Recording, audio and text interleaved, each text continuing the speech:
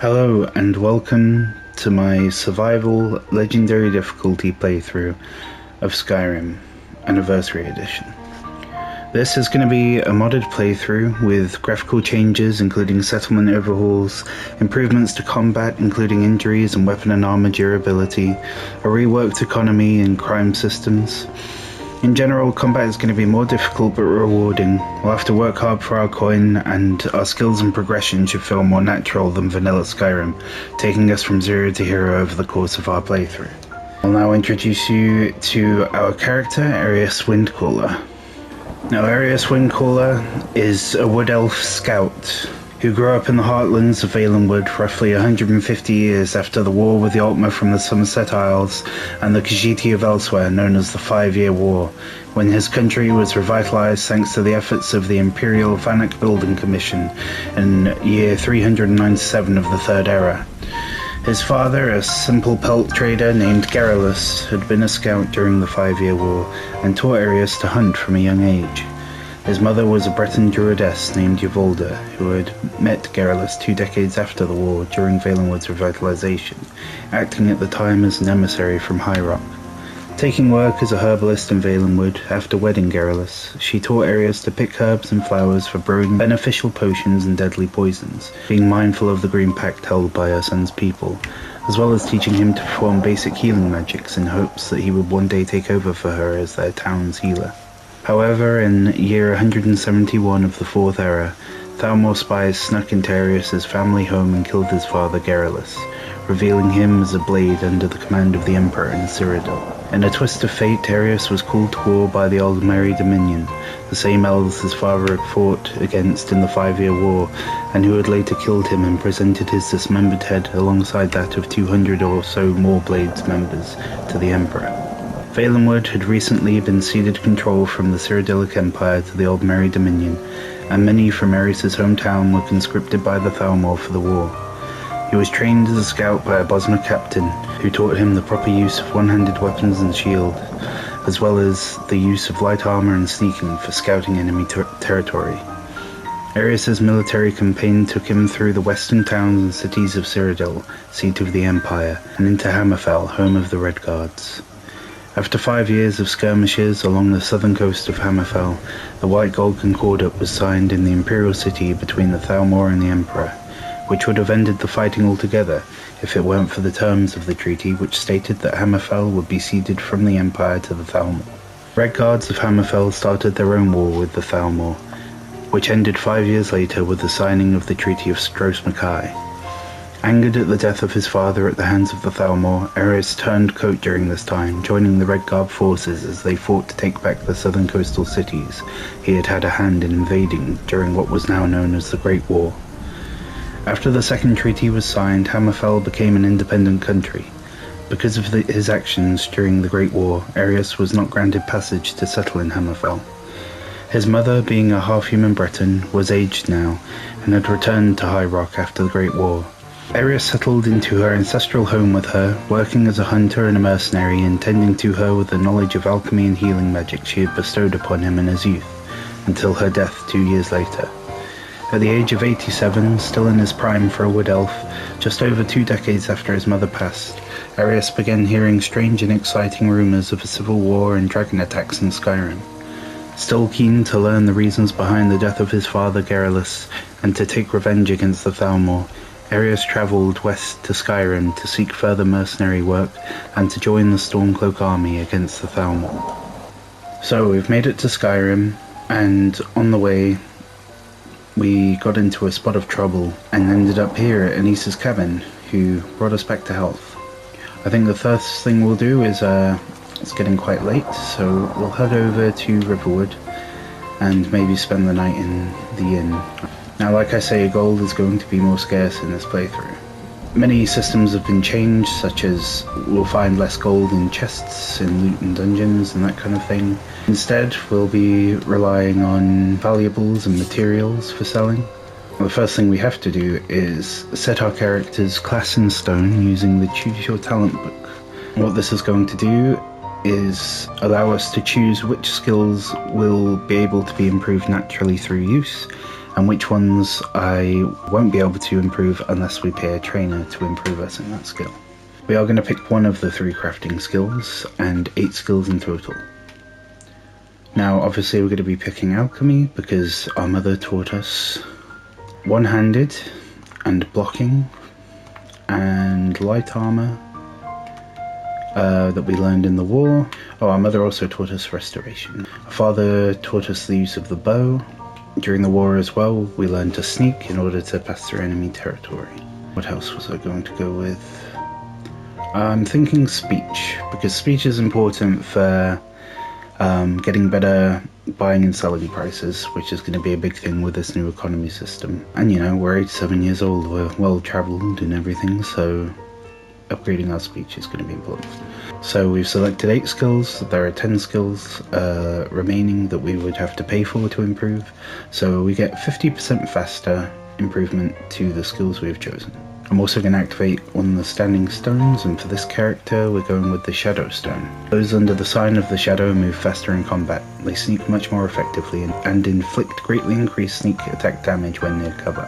Now we get a special reward if we find all of the standing stones, so I might go and find these easy first 3 over here.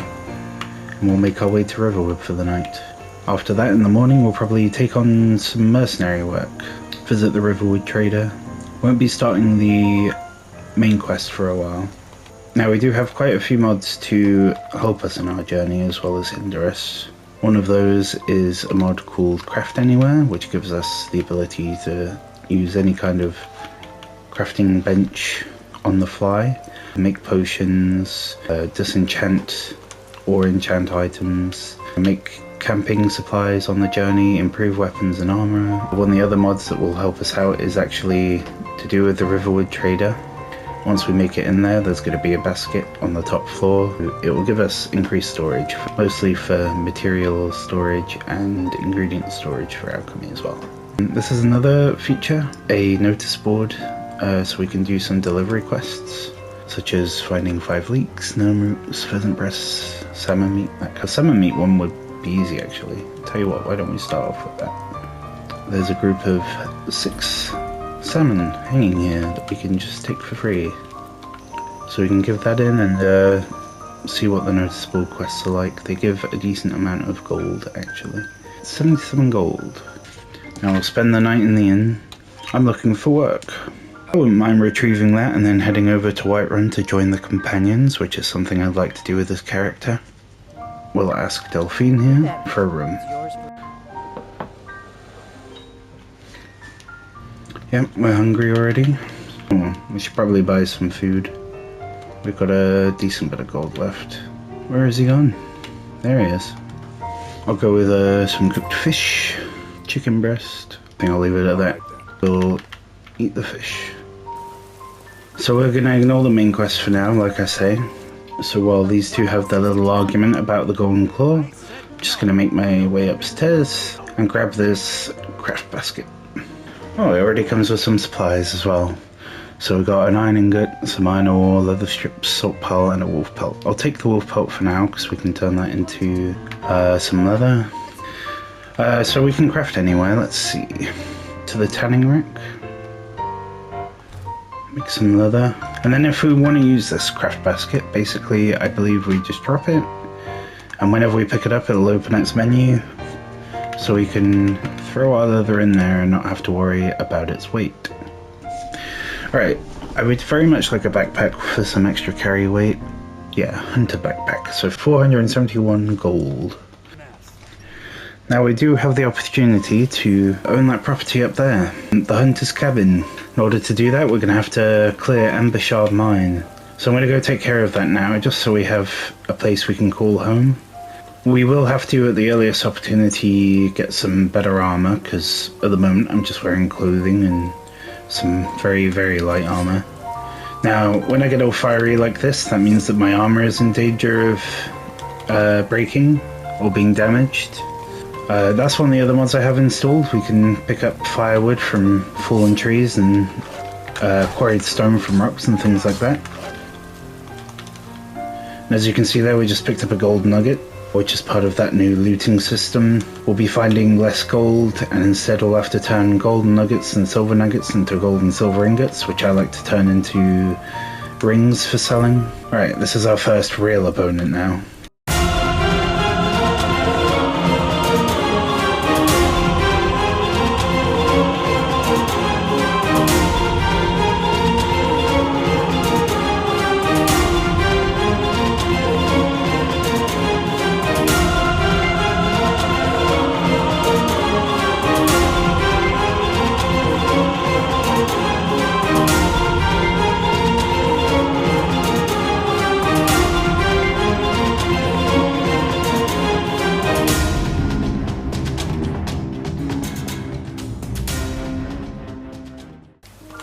That wasn't too difficult. We'll take some fur armor. These boots are about the same as the armor I have. I've already got some gloves.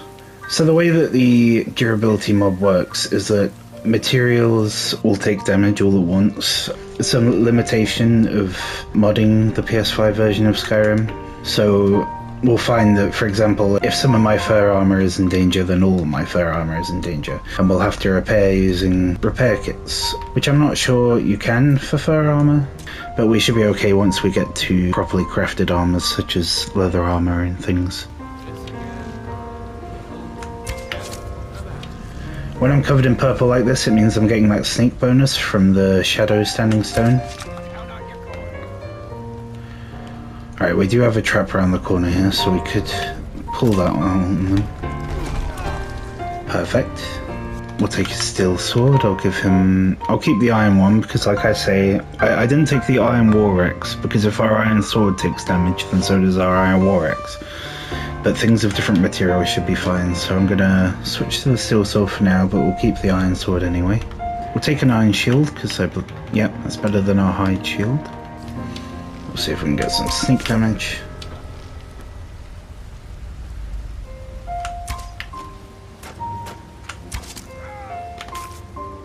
Ooh, I gave him a left leg injury. Or just a leg injury. We'll switch to our shield.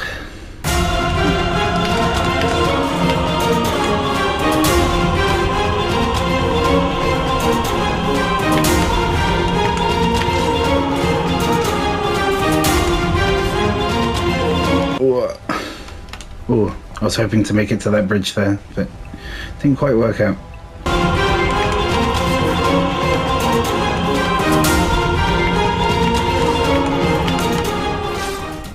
There we go. I think it might be a good idea to recruit some followers early on, take a bit of aggro and combat off of us. So I might recruit Faendal and Riverwood. Okay, I'm gonna charge him.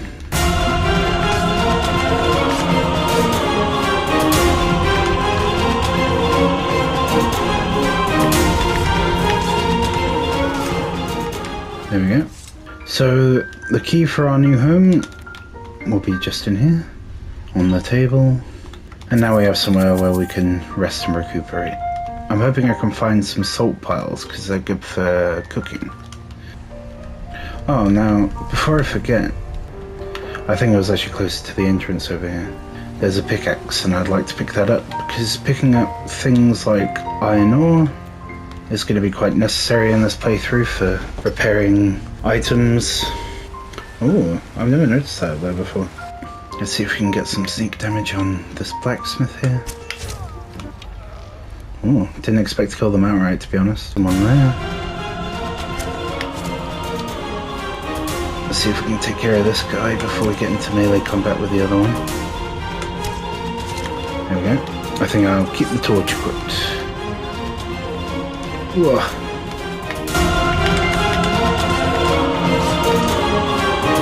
Be careful. Oh, damn. Practically one-shot us. I'll go with the same tactic. We'll longbow it first. Let's see if I can get this one. I think I just barely missed him.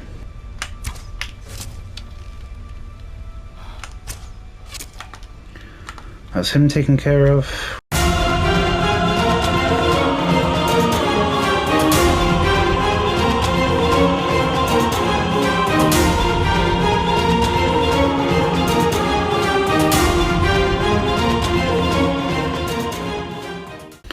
And we'll probably end the first episode at the hunter's cabin. Heavy armor grants 12% more armor. Well, not very useful to us, but I'll still take it and unenchant it for the enchantment. I'll do that now since we're over encumbered, and unenchant that. I'm just gonna take it from our inventory. I'm gonna get somewhere safe where I won't drop it completely. I'll actually just quickly smelt any of the ore we have. There we go. Still have that grilled chicken breast from earlier. Now, regular gems we won't be selling because they're useful for enchanting, but any broken gems we can sell. The ones that are labelled as chipped. I believe we have a couple of chipped amethyst, chipped garnets. Alright, I think that's it for this dungeon, so we'll head to our new home. I'll take this hunting bow. Welcome to our new home. The hunter's cabin. Okay, and I think we'll end this video sitting outside here and praying to our god, which is Huskies, the Daedric prince of the hunt. He has a little description. Slay the living in open combat, especially those stronger than you. Live as a werewolf. We'll be joining the companions soon. Pray in the wild. Those skilled in light armor are most deserving of my favor. So, as you can see, our character is very much prepared to follow Huskies. We can only pray to him out in the wild, meaning if we were in Riverwood or one of the cities, we wouldn't be able to pray to him. We have to be out in the wilderness, but luckily our cabin counts as that. And thank you for watching this first video, and I hope you'll enjoy watching Erias Windcaller go from zero to hero as we join the companions, join the Stormcloaks, and get up to all sorts of misadventures. I'll be recruiting Faendal in the next episode, and we'll go and take care of this miscellaneous quest to retrieve Adrian Avenici's silver necklace. Thanks for watching.